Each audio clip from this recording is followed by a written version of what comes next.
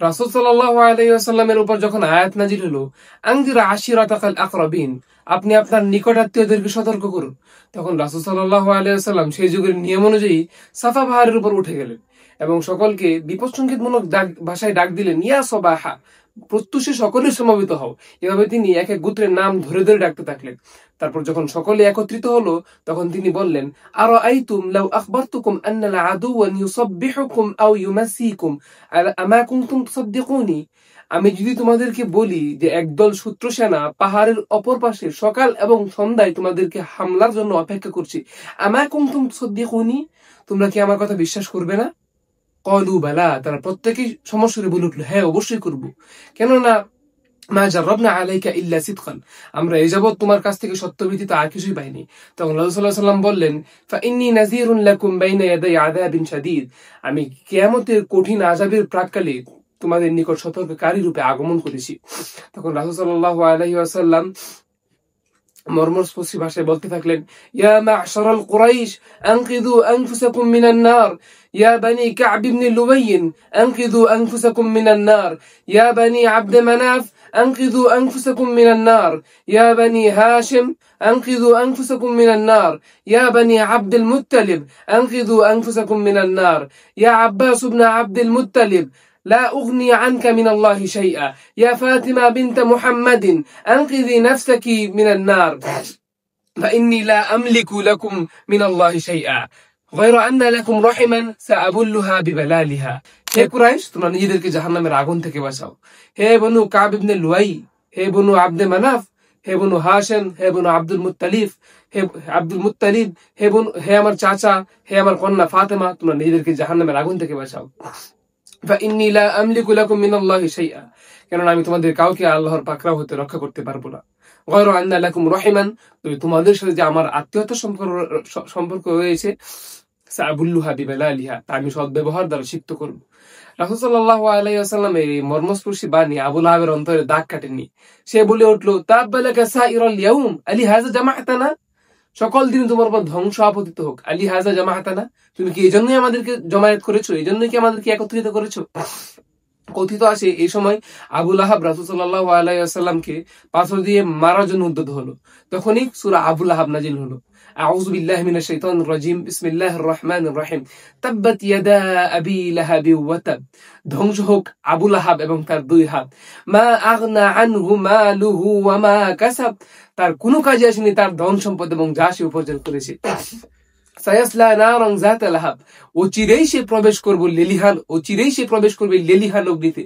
ওয়া আমরাতুহু, এবং তার স্ত্রীও, হাম্মালাতাল হাতাব, যে ইন্ধন বহনকারিণী, ফি জিদিহা হাবলুম মিন মাসাদ।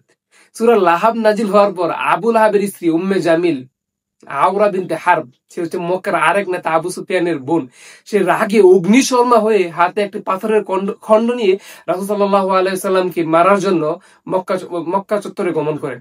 কিন্তু রাসূল সাল্লাল্লাহু আলাইহি ওয়াসাল্লাম তার সামনে থাকা সত্ত্বেও আল্লাহর ইচ্ছায় রাসূল সাল্লাল্লাহু আলাইহি ওয়াসাল্লামকে দেখতে পাননি।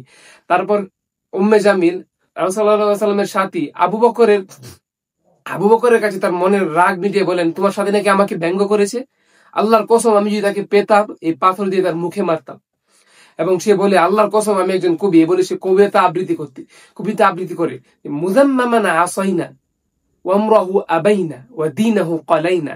মুজাম্মামানা আসাইনা মানে নিন্দিতের আমরা নাফরমানি করি, ওয়ামরাহু আবাইনা তার আদেশ আমরা অমান্য করি, ওয়া দীনাহু ক্বালাইনা এবং তার দ্বীনকে আমরা ঘৃণা করে প্রত্যাখ্যান করি। মুজাম্মাম অর্থ হচ্ছে নিন্দিত, আর মুহাম্মদ হচ্ছে প্রশংসিত। মক্কার কুরাইশ নেতারা মুহাম্মদ সাল্লাল্লাহু আলাইহি ওয়াসাল্লামকে মুহাম্মদ না ডেকে মুজাম্মাম বা নিন্দিত বলে ডাকতো। আবু লাহাব কিন্তু সেই যে রাসূল সাল্লাল্লাহু আলাইহি ওয়াসাল্লামের আপন চাচা, সেই আবু লাহাব যে রাসূল সাল্লাল্লাহু আলাইহি ওয়াসাল্লামের জন্মের খুশিতে মক্কার অলিতে গলিতে দৌড়িয়ে এই কথা প্রচার করতে লাগলো যে আমার মৃত ভাই আব্দুল্লাহর বংশ রক্ষা হয়েছে।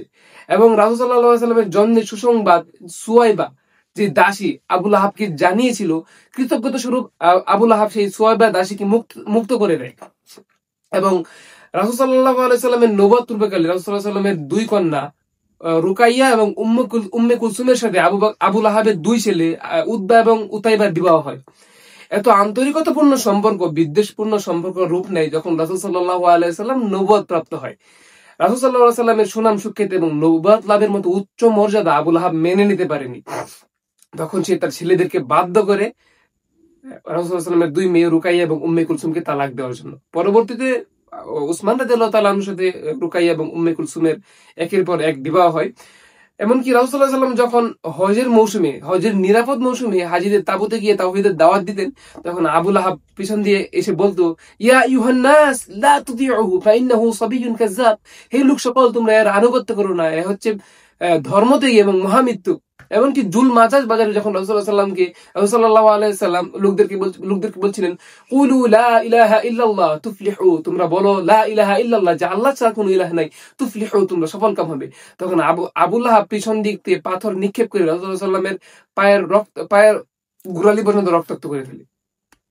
তো এই আবু লাহাবের শেষ পরিণতি কি হয়েছিল? বদর যুদ্ধে যখন মুসলমানরা বিজয় লাভ করে এবং কুরাইশরা পরাজয় বরণ করে, বদর যুদ্ধের পরাজয়ের দুঃসংবাদ মক্কায় পৌঁছাবার সপ্তাহকাল পরেই আবু বকরের গলায় গুটি বসন্ত নামে একটা রোগ দেখা দেয়। সংক্রমণের ভয়ে তার ছেলেরাও তার কাছে যায়নি। মানে মক্কায় সে সময় এই রোগটা মহামারী হিসেবে ব্যাপক প্রচলিত ছিল, মানে মহামারী হিসেবে সবাই জানতো এই রোগটাকে। তখন আবু লাহাব এই রোগেই মারা পড়ে এবং 3 দিন পর যখন লাশে পচন ধরে, তখন কুরাইশদের এক ব্যক্তির সহায়তায় তার ছেলেরা তাকে মক্কার উঁচু ভূমিতে নিয়ে গিয়ে সেখানে একটি গর্তে করে লাঠি দিয়ে ফেলে দেয় এবং সেখানে পাথর চাপা দেয়। অহংকারী ও জালেমের পথ এভাবেই হয় এবং কোরআনের কথাই সত্য হয়, মা আগনা আনহু মালুহু ওয়া মা কাসাব। তার ধন সম্পদ তার কোনো কাজে আসেনি এবং যা সে উপার্জন করেছে, এখানে যা উপার্জন করেছে বলতে তার সন্তানদেরকে বোঝানো হয়েছে।